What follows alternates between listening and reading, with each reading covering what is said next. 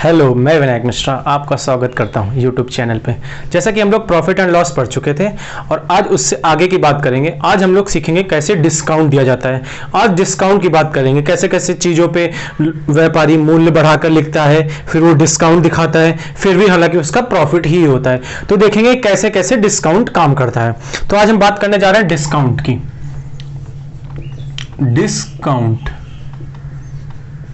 Discount निकालने के बहुत सारे तरीके हैं।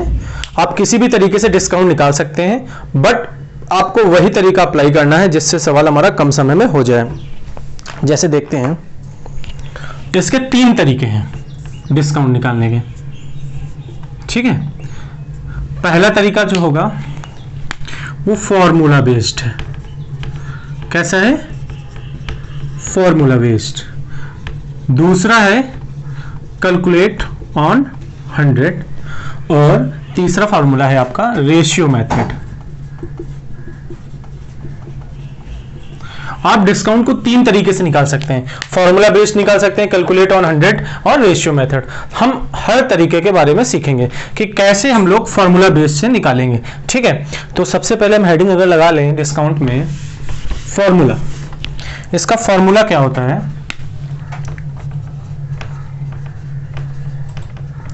डिस्काउंट निकालने का फॉर्मूला, पहले मैं आपको 2 क्रमागत डिस्काउंट, जो डिस्काउंट चल रहा है ना, 2 क्रमागत डिस्काउंट चल रहे हैं। तो इसका फॉर्मूला जो होता है क्या होता है? x plus y minus x y upon 100। यहाँ पे x और y क्या है? 2 सक्सेसिव डिस्काउंट है। हम चलो मान लेते हैं, एक एग्जाम्पल ले लेते हैं क्या कि 10% तथा 20% के 2 क्रमागत छूट, एक एकल छूट कितने की होगी? इसका मतलब अगर हम 2 क्रमागत छूट दे रहे हैं 10% और 20%, वो कुल मिलाकर अगर एक छूट में को कैलकुलेट करना है तो कितना आएगा? या सिंपल भाषा में बोलने की इस पे पता लगाइए कितना बट्टा मिल रहा है। तो फॉर्मूले में तो बहुत आसानी होगी आपको। x की जगह 10 रख दीजिए, y की जगह 20 रख दीजिए, x की जगह 10, y की जगह 20 अपॉन 100।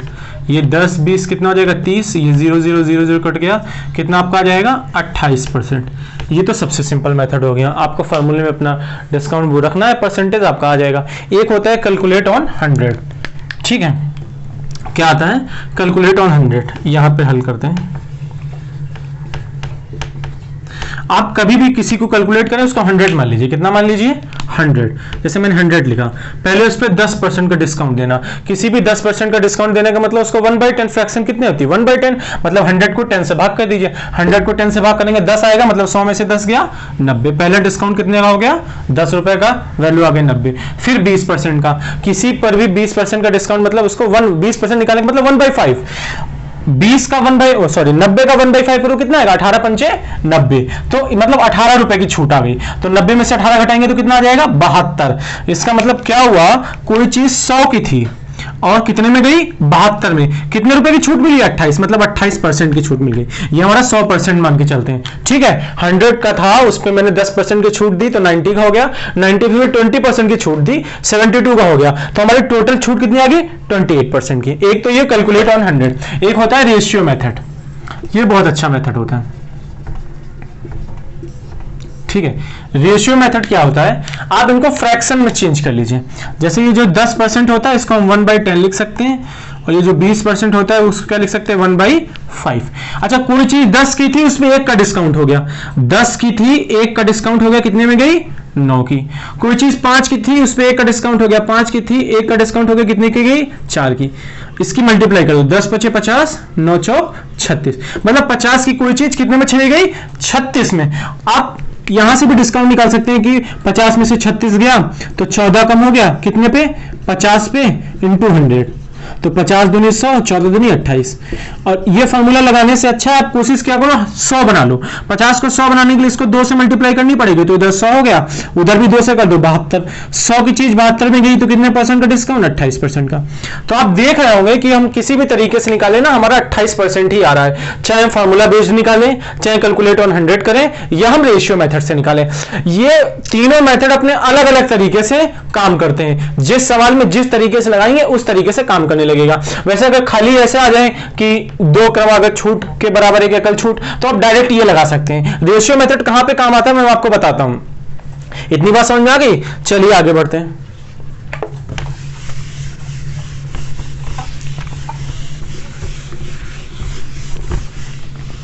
एक छोटा सा अगर हम सवाल लिख लें कि 10% और 15%, 10% और 15%, दो छूट दी गई, वो एकल छूट बताइए। तो आप क्या करोगे? x की जगह 10, y की जगह 15, x की जगह 10, y की जगह 15 बटे 100, ये कितना आ जाएगा? 25। ये 10 से 10 कट गया 1.5, तो आपकी छूट कितनी आ गई? 23.5% की छूट आ गई। कितने की आ गई? 23.5% की आपकी क्या आ गई? छूट आ गई। और कभी कभी जो है पेपर में ऐसे सवाल आ जाता है कि 2 क्रमागत छूट दी गई P% और Q%, तो एकल छूट बताइए। कभी कभी फॉर्मूला ही डायरेक्ट पूछ लेता है, P plus Q minus P Q upon 100। ये बहुत बार पूछा जा चुका है, P plus Q minus P Q upon 100, कि P% दे देगा, Q% दे देगा, तो पूछेगा एकल छूट, तो क्या होगी? P plus Q minus P Q upon 100। ठीक है। और देखिए मैं सवाल लेता हूं 1-2।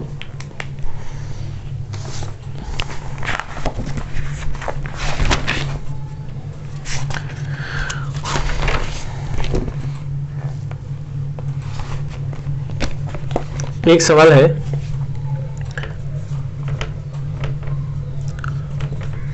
1 लाख की राशि पर, 1 लाख की राशि पर 2 तरह के बट्टे, 2 तरह के बट्टे जिनमें एक बट्टा 40% और दूसरा बट्टा क्रमशः, इसमें क्रमागत बट्टे दिए गए कितने कितने? 36% तथा 4% है। तो बट्टों का अंतर पूछा है। क्या पूछा? बट्टों का अंतर। देखो इसने क्या सवाल में बोला है कि 1 लाख की राशि पर 2 तरह के बट्टे, एक बार 40% का बट्टा दिया गया और एक बार 36 और 4, ये दोनों सक्सेसिव बट्टे। ये बट्टा जो दिया गया इससे जो वैल्यू आई, और ये दोनों बट्टे एक साथ दिए गए उससे जो दो वैल्यू आई, उन वैल्यू का क्या निकालना है? हमको अंतर निकालना है। एक बार 40% की छूट दी गई, फिर 36 और 40 की एक साथ सक्सेसिव छूट दी गई, तो इससे जो वैल्यू आ गई और जो इससे वैल्यू आ गई, इन दोनों का डिफरेंस चाहिए। क्या चाहिए? डिफरेंस चाहिए। देखिए समझते हैं बात को। अब देखो 40% की छूट तो अलग ही है, हमें डिफरेंस निकालना है। ठीक है, तो ये पहली छूट जो है हमारी वो कितने परसेंट की? 40% की। और जो दूसरी छूट की बात करें वो हमारे पास 2 छूट हैं, 36% और 4%। पहले हम देख लेंगे दोनों मिला के छूट कितने की होगी। ये दोनों मिला के एक साथ छूट कितनी होगी? x plus y minus x into y upon 100, यही तो होगा। x into y into x plus y minus x y upon 100। अब देखो ये 36 और 4 क्या हो जाएगा? 40 हो जाएगा। ठीक है, आप इसको काटिएगा मत, डायरेक्ट 36 चौको कितना होता है? 144, और 144 को 100 से भाग करेंगे तो कितना आ जाएगा? 1.44। अब देखो इतना आ गया। आप इसको घटाइएगा भी मत। क्यों नहीं घटाएंगे? उसका कारण यह है क्योंकि हमें इन दोनों का अंतर चाहिए। जब हम इन दोनों का अंतर निकालेंगे तो ये 40 तो कट जाएगा। देखिए आप इसका और इसका डिफरेंस निकालिए। ये 40% है, 40% में इसको घटा दीजिए, तो ये प्लस का 40 किसका हो जाएगा? माइनस का, और माइनस वाला किसका हो जाएगा? प्लस 1.44। तो 40 से 40 कट गया, तो हमारा जो बट्टों का डिफरेंस आ गया कितना आ गया? 1.44%। बात समझ में आ गई? एक ये 40% था और इन दोनों को मिला के हमने निकाला, इतना आ गया। हमने इसको सॉल्व इसलिए नहीं किया क्योंकि हमारी कैलकुलेशन आसान हो रही है। अगर आप सॉल्व कर देते पॉइंट में आ जाता, फिर घटाना तो ऑलरेडी पड़ता ही पड़ता, तो प्रॉब्लम हो जाती। तो 40 से मैंने डायरेक्ट इसको घटा लिया, प्लस का 40 माइनस का 40 माइनस का 1.44 प्लस का, तो 1.44%। ये परसेंट में आ गया, लेकिन हमको राशि दी गई तो रुपए में निकालना है। तो 1 लाख का 1.44% निकालना, 1 लाख का क्या निकालना है 1.44%। ये जीरो आ जाएगा और ये पॉइंट हटाओ, देखो परसेंट का एक जीरो और एक इसका जीरो, तो 1 2 4 जीरो चले गए, तो हमारा जो डिफरेंस आ गया वो कितने का आ गया 1440 रुपए का। कितने का आ गया 1440 रुपए का। आगे देखते हैं।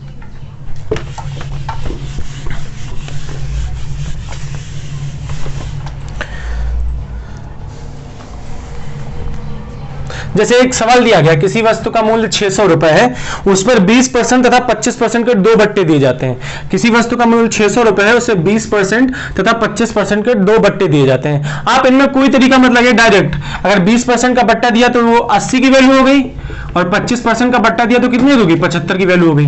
इस टाइप के सवाल को आप डायरेक्ट कर सकते हैं। ठीक है, उसे बोला कोई वस्तु 600 की है, उस पर एक बार 20% का बट्टा दिया, एक बार 25% का बट्टा दिया, तो आप चाहे तो पूरा एक साथ एक बट्टा निकाल के उसको 600 पर कैलकुलेट करें, बट ऐसे सवालों में आप डायरेक्ट लगे, क्योंकि सीधे सीधे कैलकुलेशन हो जाएगी।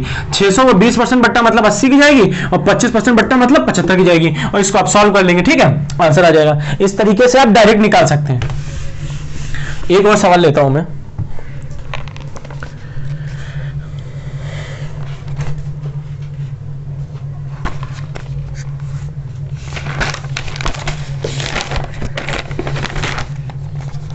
एक दुकानदार जिसका अंकित मूल्य 800 रुपए है, एक दुकानदार जिसका अंकित मूल्य 800 रुपए है, 2 क्रमागत बट्टे 10% और 15% मिले या दिए जाते हैं। वह यातायात पर 28 रुपए खर्च करता है, 28 रुपए खर्च करता है, और 800 में बेच देता है। कितने में बेच देता है 800 में बेचता है, तो लाभ परसेंट बताइए। देखो क्या था, किसी वस्तु की कीमत, एक मान लो थोक विक्रेता था, एक थोक विक्रेता था, वो किसी वस्तु की कीमत 8% लगाया, ये दुकानदार था। ये जब लेने गया ना, तो थोक विक्रेता ने बोला आपको इस पे हम 2 बट्टे भी छूट देंगे, 10% और 15%, मतलब 800 पे हम कितने की छूट देंगे 10 की छूट देने का मतलब 90 की देंगे आपको। फिर अगली छूट उसने 15 बता रहा है, तो 15 की छूट मतलब कितने का देंगे 85 का देंगे। बात समझ में आ गई। पहले उसने बोला मैं 10% की छूट दूंगा, फिर उसने बोला कि मैं 15% की छूट दूंगा। 15% की छूट देने का मतलब 85 की बात हमारी चलेगी। ठीक है, 15% की छूट हो गई। ओके, अब देखो, अब हम पता लगाने पड़ा कितने का। ये देखो 0 से 0 चला गया, और ये क्या हो जाएगा 1 0 से 1 ये 0 चला जाएगा, और आप इसको 5 से काट सकते हैं, 5 दूनी 10 हो जाएगा ये, और ये 5 कम 5, 5 7 35, और 2 चक्कू कितना हो जाएगा 8 आ जाएगा। तो आप देखोगे तो ये 9 चौक 36 इधर हो गया, उधर बचा 17, और 36 और 17 निकाल लो।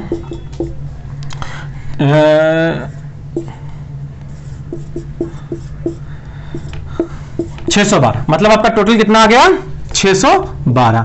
बात समझ में आ गई। 800 की चीज पे उसने 2 बट्टे दिए, 10% 90 और ये 15% मतलब 85 का दिया, तो टोटल हमने हल कर लिया, तो हमारा 612 आ गया। अब उसको 612 की पड़ी, 612 की, अब दुकानदार को 612 की पड़ी, लेकिन 612 की पड़ी तो उसने यातायात मतलब लाने में उसने कितने रुपए खर्च किए 28। अब उसको कितने की पड़ी जाके 640 की, मतलब दुकानदार को वो वस्तु 640 की पड़ी, उसने 800 में बेच दिया। मतलब कितने में बेच दिया 800 में। 640 की वस्तु 800 में बेच दिया, तो कितने का फायदा लिया 160 का। प्रॉफिट अपॉन सीपी इंटू 100, तो 16 चक्कू 64 काट दोगे तो उसका कितना प्रॉफिट आ गया 25% का। कितना प्रॉफिट आ गया 25%। समझ में बात आ गई कि 800 का था, 10% और 15% में 2 बट्टे दिए, तो 612 की मूल्य हो गई।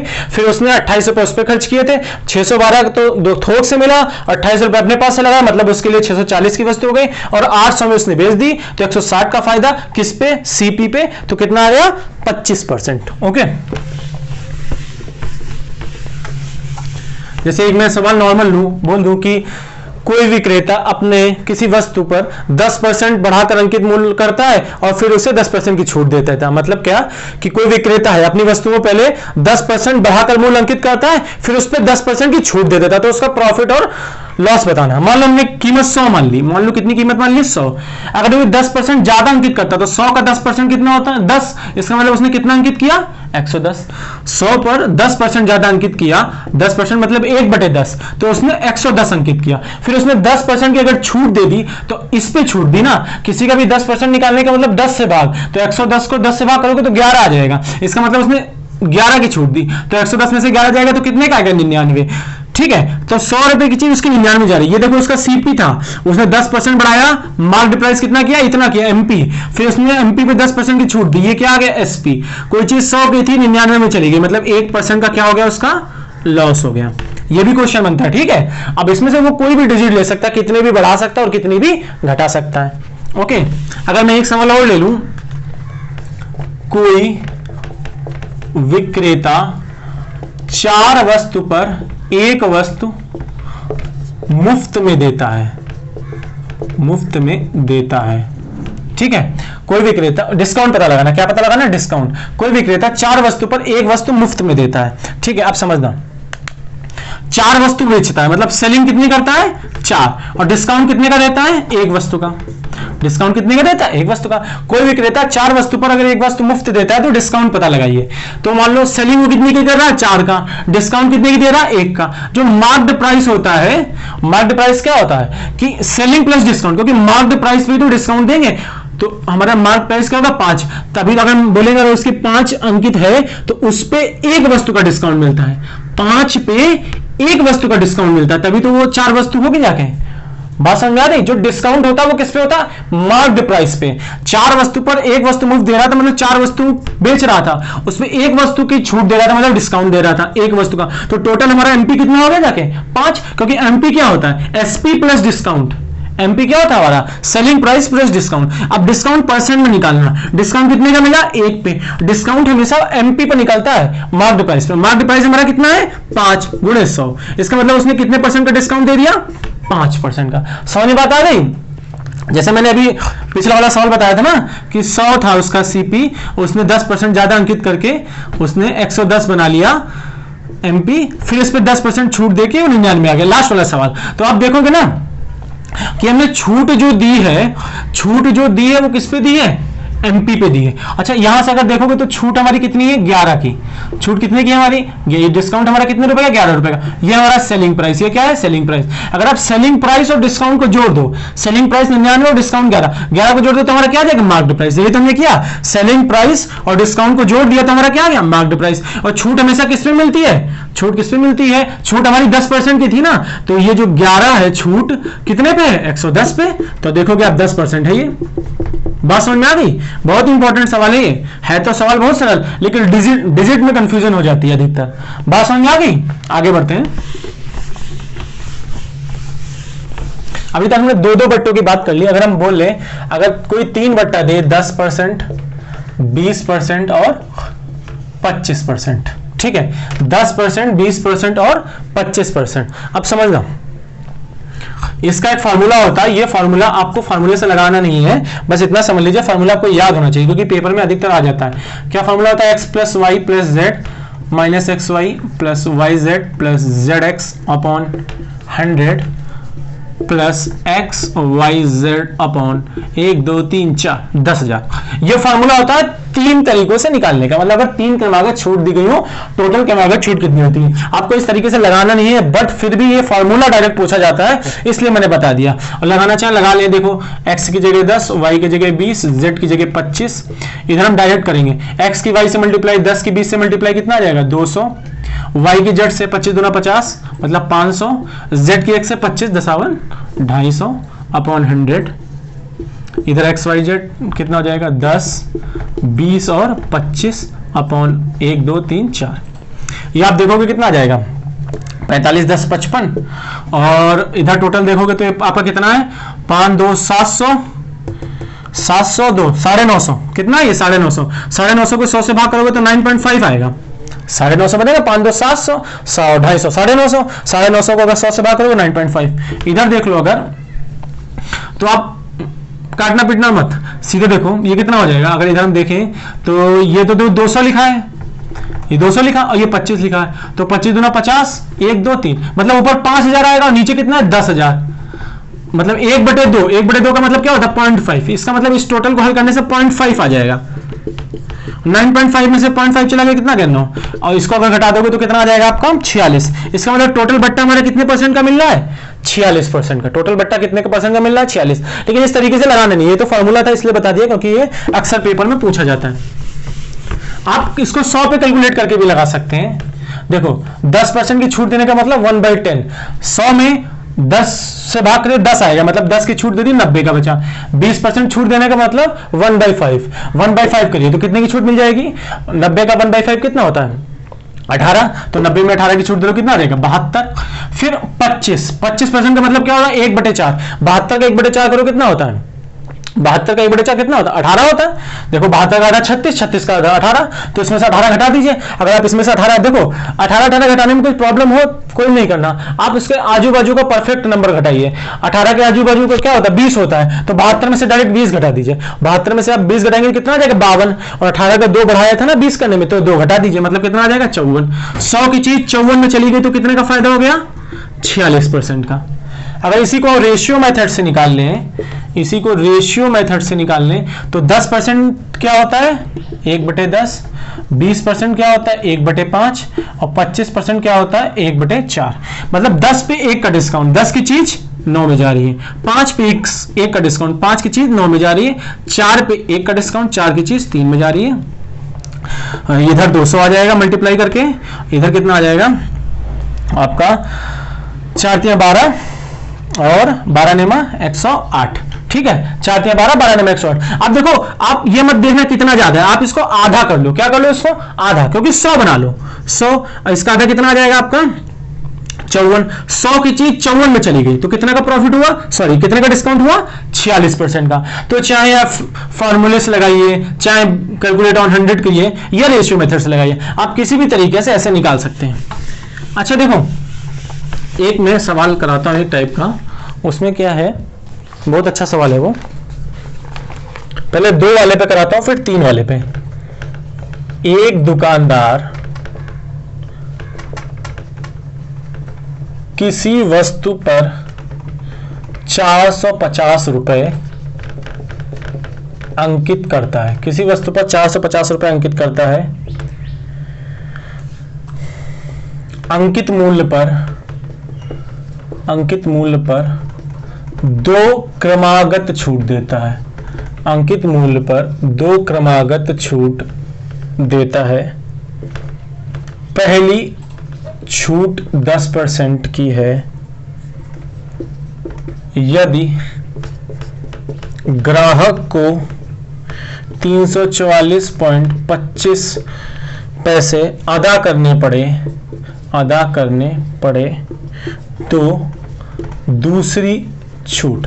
कहने का मतलब है कि एक दुकानदार था 450 रुपए अंकित थे, उस पर 2 छूट दे रहा था, पहली छूट 10% की थी और दूसरी छूट कितने की थी पता नहीं, और लेकिन इतना पता चला कि ग्राहक को लास्ट में दोनों छूट लेने के बाद 344.25 मतलब 25 पॉइंट के बाद 25 पढ़ते हैं 25 नहीं पढ़ते हैं, ठीक है 340 रुपए 25 पैसे अदा करने पड़े। तो दूसरी छूट, अब समझना हम क्या करते हैं जब कभी भी दूसरी या तीसरी चौथी छूट निकालनी हो तब रेशियो मेथड काम आता है। इसका कहने का मतलब कि 450 पे 2 छूट दी गई, एक 10% की दूसरी पता नहीं x% की, दोनों छूट के बाद वैल्यू 344 रुपए 25 पैसे हो गए, तो यही छूट पता लगानी कि दूसरी छूट कितने की थी। तो इस टाइप के सवाल को रेशियो मेथड से उड़ा सकते हैं। देखो 10% का मतलब क्या होता है 1/10, मतलब 10 पे 1 की छूट, 10 पे 1 की छूट मतलब 10 रुपए की चीज 9 रुपए में मिल गई, और अगली छूट हमें पता ही नहीं है तो मान लेते हैं कि x रुपए की चीज छूट जो होगी फ्रैक्शन में लिख ले तो x बटे लिख लूं ऐसे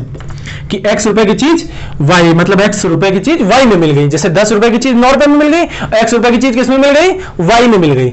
अब हमने बताया था रेशियो मेथड में इनका मल्टीप्लाई करते हैं, ठीक है तो इनके मल्टीप्लाई करने से हमारी वैल्यू आती है, लेकिन जो यहाँ पे वैल्यू आती है वो टोटल वैल्यू आती है कि उतने वाली चीज इतने में चली गई, वही तो आती है। अभी जो हमने अभी तक सवाल कराया ना कि जैसे हमने भी क्या बताया था कि 10% की छूट और 20% की छूट दी, इसका मतलब 1/10 या 1/5, तो 10 की चीज 9 में जा रही है और 5 की चीज 4 में जा रही है, तो इनका मल्टीप्लाई कर देते थे कि 50 की चीज 36 में जा रही है। तो यहां पे कितने की चीज थी? 450 की, ये कितने में जा रही थी? 344 रुपए 25 पैसे। कितने में? 344 रुपए 25 पैसे में जा रही थी। बस इस x की और y की वैल्यू पता लगानी। अच्छा, आपको पता होगा ये जो वैल्यू आती है मल्टीप्लाई से आती है, ये जो वैल्यू आती है इनका मल्टीप्लाई करने से ये वैल्यू आती है। अच्छा, पहले इसको हम हल कर लेते हैं। पॉइंट हटा दें अगर इधर तो 2 जीरो बढ़ जाएंगे, पॉइंट हटा दें तो इधर 2 जीरो बढ़ जाएंगे। हमको क्या चाहिए? x रेशियो y चाहिए। अगर यहां से x की वैल्यू निकालोगे तो इन दोनों के मल्टीप्लाई से ये आता है, मतलब अगर देखोगे तो 10x बराबर इतना आएगा। ठीक है, तो अगर x की वैल्यू निकालें 1 जीरो कट जाएगा तो कितना आ जाएगा? 4500। आपको ऐसा करना नहीं है, डायरेक्ट आप देखोगे 10 से भाग, वही यहाँ पे 9y बराबर इतना होगा, तो अगर y की वैल्यू निकालनी है तो 9 से भाग कर दो इसको, तो 9 से भाग करोगे तो आप देखो आपको कितना आ जाएगा? 9 तिया 27 और 4 3 7, 9 8 72, 2 9 दूनी 18, 9 5 45, एक इतना आ गया। अब देखो ये बहुत बड़ी फ्रैक्शन है, तो इसको थोड़ा सॉल्व करते हैं। अगर इसको 25 से काट ले तो 25 से कम 25 बच गया 20, 25 अट्ठे 200, मतलब 180 आ जाएगा। उधर अगर काट लो 25 से कम 25 और आपका बचा 13, 132 हो गया। 25 पंचे 125, फिर आपका 7 बच गया, 25 तिया 75, 180 की कोई चीज 153 में चली गई तो कितने की छूट आएगा? देखोगे 180 की चीज 153 में चलेगी तो 27 की छूट। किस पे? 180 पे, गुणे 1 0 से 1 0, 9 दूनी 18, 9 तिया 27, 2 पंचे 10। इसका मतलब जो दूसरी वाली छूट थी, ये वाली छूट थी वो कितने परसेंट की थी? 15% की। यही पे ये रेशियो मेथड काम में आता है। हालांकि आप अगर उससे लगाएंगे तो बहुत लंबा मेथड हो जाएगा। ठीक है, तो कभी भी दूसरी छूट या तीसरी छूट निकालनी हो ना तो ही रेशियो मेथड का हम काम ले सकते हैं। फिर से समझ लें, अगर 10% की छूट थी मतलब 1/10, 10 पे 1 की छूट, 10 रुपए की कोई वस्तु 9 रुपए में जा रही है। दूसरी छूट पता नहीं, हमने x और y मान लिया और उन दोनों का मल्टीप्लाई होता है, मतलब 450 रुपए की चीज 344 रुपए 25 पैसे में जा रही। पॉइंट हटाएंगे, इधर जीरो बढ़ा लेंगे, यहां से x की वैल्यू इन दोनों का मल्टीप्लाई होती है तो 45,000 को अगर 10 से भाग करेंगे तो 4500 और ये 34,425 को 9 से भाग करेंगे तो 3825। सॉल्व कर लेंगे, इतना आ जाएगा। तो कभी कभी एक और छोटा सवाल बताऊं मैं आपको।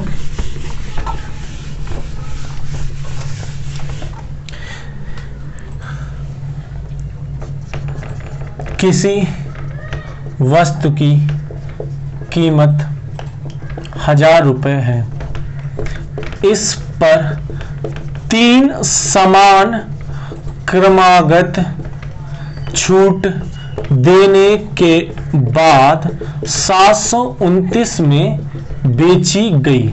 कितने बेची गई? 729 में। छूट पता लगानी है।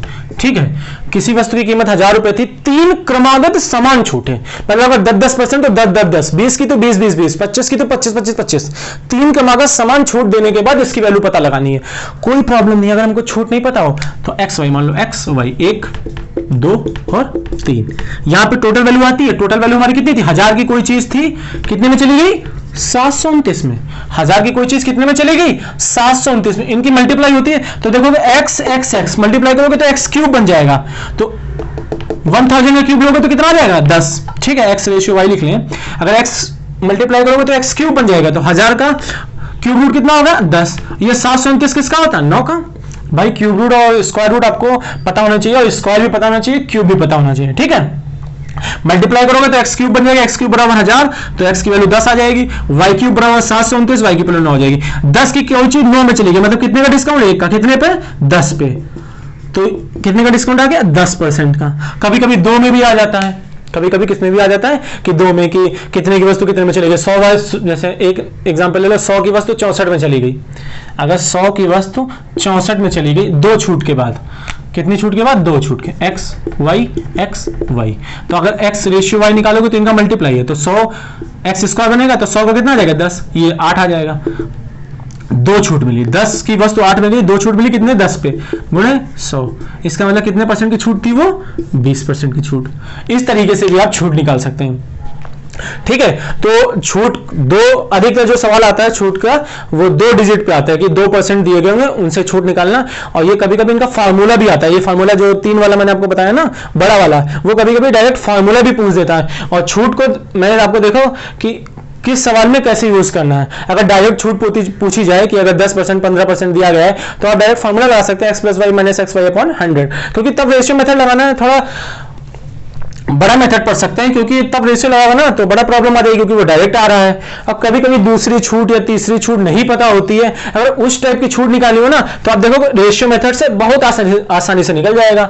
अगर आप इसको बेस से लगाएंगे तो बहुत लंबा पड़ेगा जाके। ठीक है, तो छूट के सवाल को आज हम यहीं पे खत्म करते हैं। अगर आपको वीडियो अच्छा लगा हो तो लाइक शेयर एंड सब्सक्राइब, और सब्सक्राइब के बाद जो एक नोटिफिकेशन बेल आइकन होता है ना उसको जरूर प्रेस करिएगा, जिससे आने वाली वीडियो आपके पास तुरंत और जल्दी पहुंच सके। Thank you so much, bye bye.